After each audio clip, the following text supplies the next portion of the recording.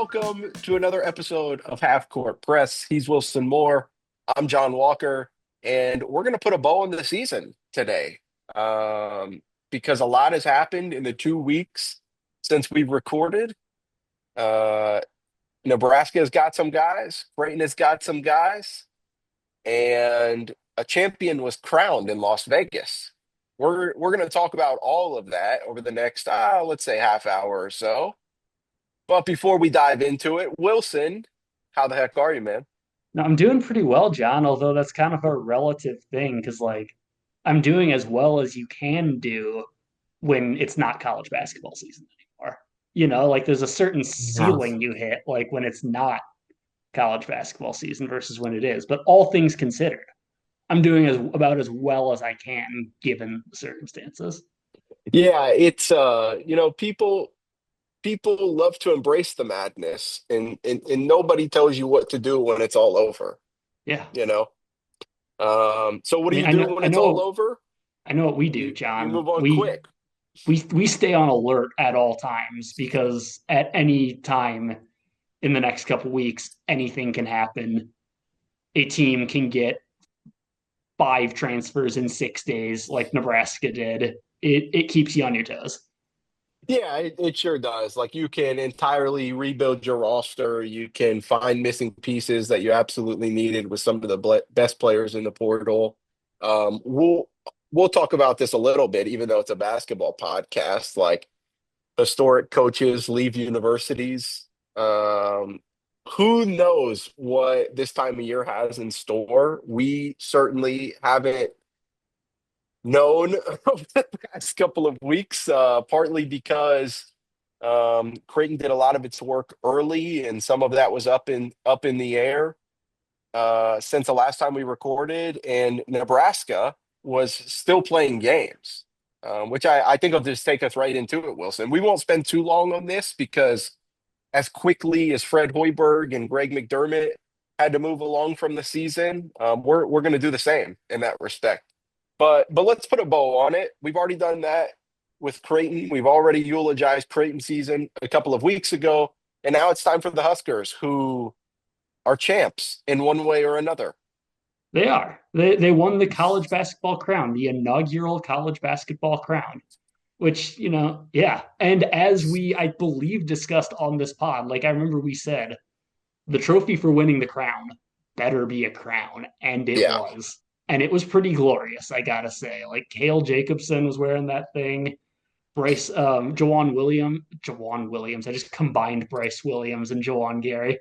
Jawan Gary had it on his head when he was holding the gold-studded basketball that was the MVP trophy. And look, we talked about the crown a few weeks ago. You can have your opinions on it, but I think one thing we learned from that is like it meant something to Nebraska, like that mattered, and like I thought it was very kind of vindicating for, Jawan Gary and Bryce Williams to end their careers like that. You could tell how meaningful that was for them, that their careers didn't end with that just ugly performance against Yeah. Iowa at PBA, that they got to go out feeling good about themselves. Like, like does the crown matter in like the grand scheme of things, like cosmically, compared to like the NCAA tournament? Not particularly, but it mattered for the people involved. And I think I kind of underestimated that extent going in of like how important it was to this team full of seniors to end things in the right way, and how emotional that was for them when they won it. And I think one of the kind of moments that gets seared into your mind was the shot on Fox of Bryce and Jawan embracing afterward. Like you could tell that that meant something. And for a program like Nebraska that historically has not had a lot to be excited about in the past several decades, like good for Nebraska. And I don't mean that in like a sarcastic, like, oh, good for you. I really mean, like good on Nebraska. Go out and win it. I thought our colleague Tom Chattel phrased it perfectly when he said, when you're in a tournament, you go out, you try to win it, And when they give you a crown, you wear it. And that's what Nebraska did. Yeah, no, they really did. They're college basketball royalty as far as the Yeah. season goes. And we talked about that a couple of weeks ago that we didn't really know how much people would care because your season is effectively over. Like you're having to play games while everyone else is playing NCAA tournament games. And so I think we fairly questioned whether every team in the crown, especially Nebraska, with how close they were to being in and then crumbled down the stretch. I think we fairly questioned how much they would fully buy in.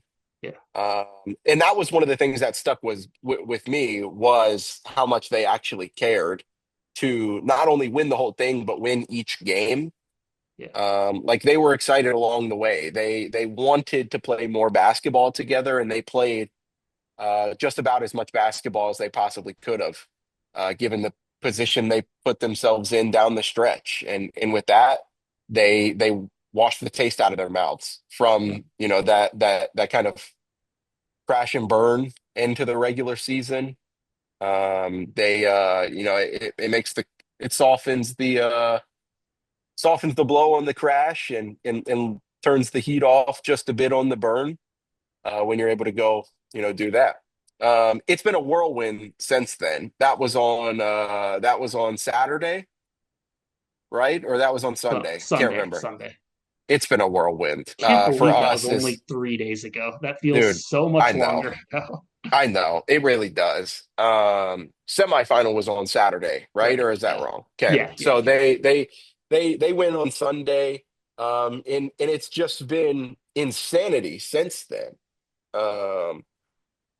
because Nebraska has lost Nick Janowski, lost Gavin Griffiths, um, and you're like, okay, we talked about it, Wilson. Those weren't huge blows, but they were in the sense that like you were losing players from a roster that had already lost a Yeah. lot of players, or I should say, graduated a lot of players. And in return, they got to work really quickly. They get They did. Price Sanford. I'm gonna butcher this. They get Ugnis Yerasevicis.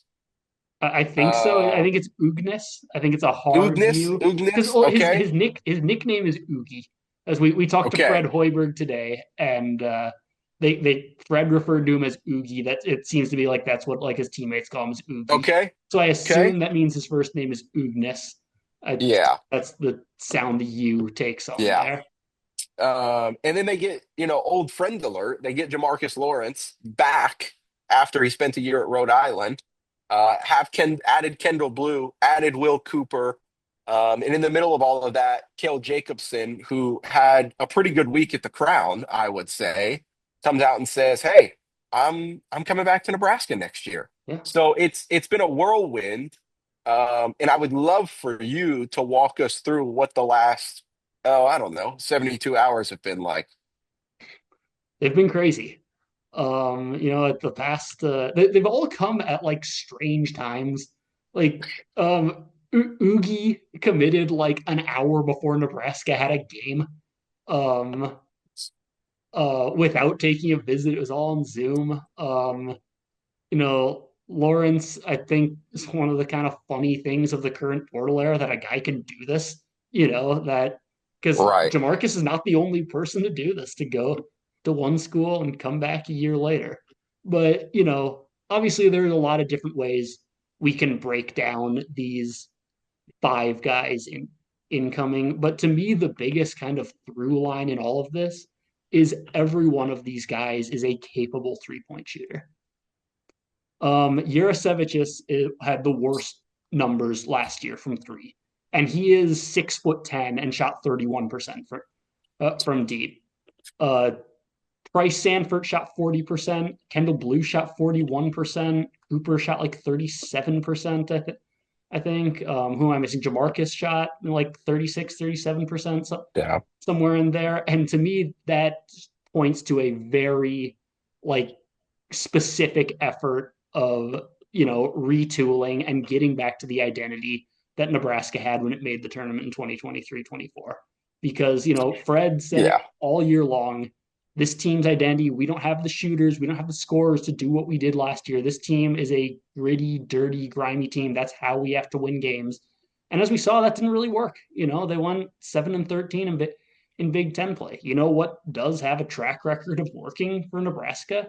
Having five dudes on the court, all of whom can shoot, all of whom can shoot three, and you know, just saying, okay, you know, we might get beat on the glass. There are going to be games we get punked under the basket, but you know, it's a give and take. That's how basketball is. That's how life is. You know, you don't have everything, and it sure just based on the moves Nebraska has made, sure looks like they are trying to get back to that identity of put up a lot of three pointers.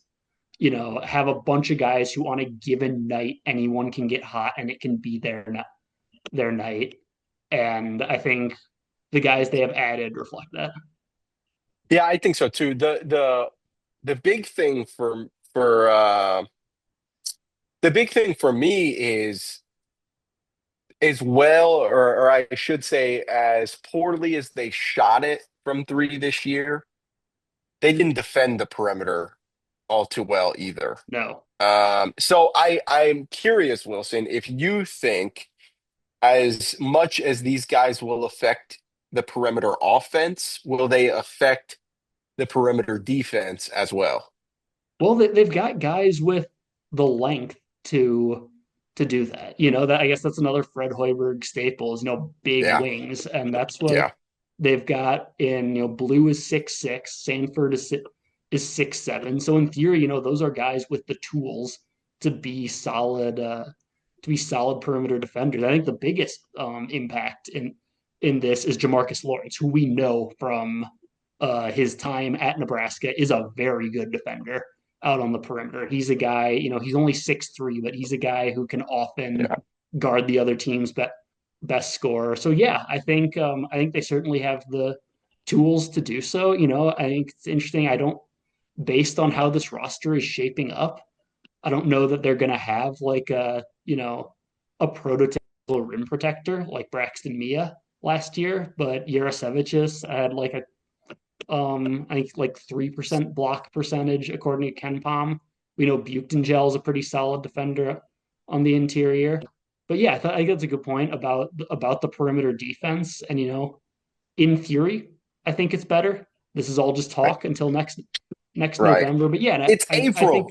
it's April. We got a lot of time to fill over the next 7 months, John. Dude, I know. I was But thinking about that. I was thinking about that earlier today. I said, man, it is April 9th. Like we are a little under 7 months away from the season starting. But who's counting? yeah, but yeah, the short version to answer that in a way I did in a long way. I think Jamarcus Lawrence is the most impactful guy in that regard of who has come in from Nebraska so far. Yeah, and he'll help bring a sense of leadership and familiarity to the Absolutely. program as well that you don't get and certainly don't have guaranteed with every transfer. So like the transition back to Nebraska, you would think would be seamless. Yeah. He knows what the expectations are. They know what kind of player he is. They know what kind of refined player he is after a year. I don't know. I kind of running the show at Rhode Yeah, Island. yeah, he was kind of the guy at Rhode Yeah, Island. Yeah. yeah. So all of that will help him. All of that will help Nebraska. And we'll see if the Huskers get back to the NCAA tournament. And Creighton's going to try and do the exact same thing because it's very cliche. I understand. Um, but Greg McDermott and the Jays really did reload, not rebuild, a roster that was going to look drastically different no matter who was on it. We broke down the Owen Freeman signing in our last episode. Yes, because he Yeah. had committed Yeah. by then. But they've got a couple more pieces since Including then, another Iowa guy.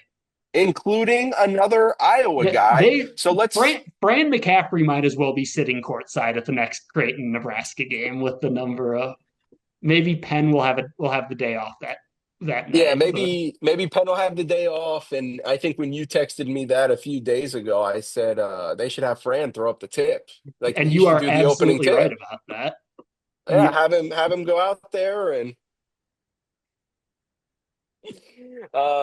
but they got Josh Dix last Friday. That was the big one. He at the time he committed, he was the number 7 overall player in On Three's transfer portal rankings.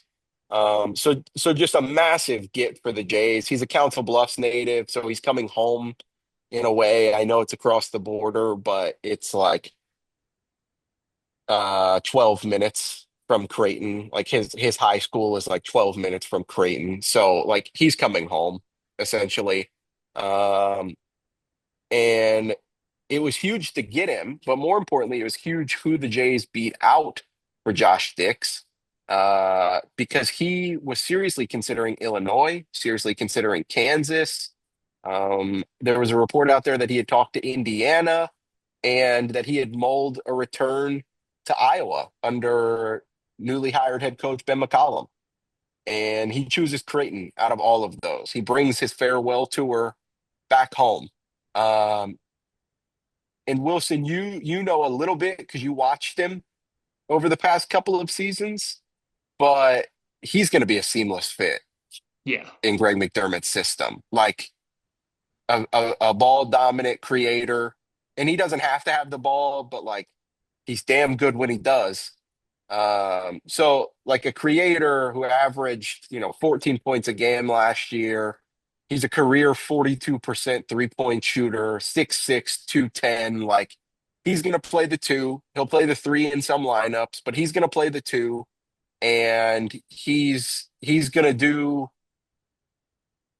similar things to what Jemiah Neal did this past season in terms of creation.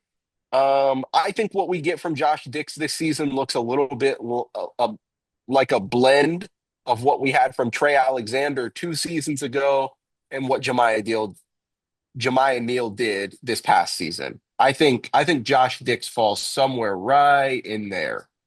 I Um, and I think it'll fit in McDermott's system. I really do. I really like that comp.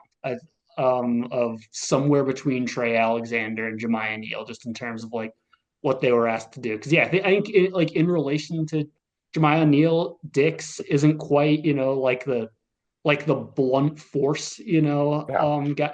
guy that Neal was, but he's a better shooter.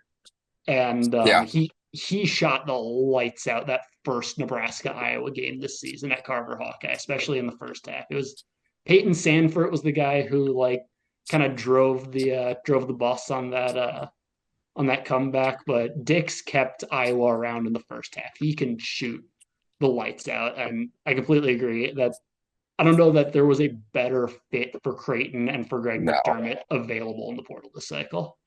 No, I certainly don't think so either. They went out and also got Nick Graves last Wednesday. That was a couple of days before Josh Dix committed and signed because Creighton has announced all of these additions have signed already as well.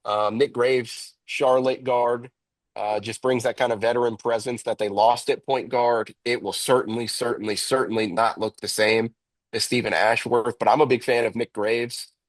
He's a career 33% three-point shooter. So like he's not inept.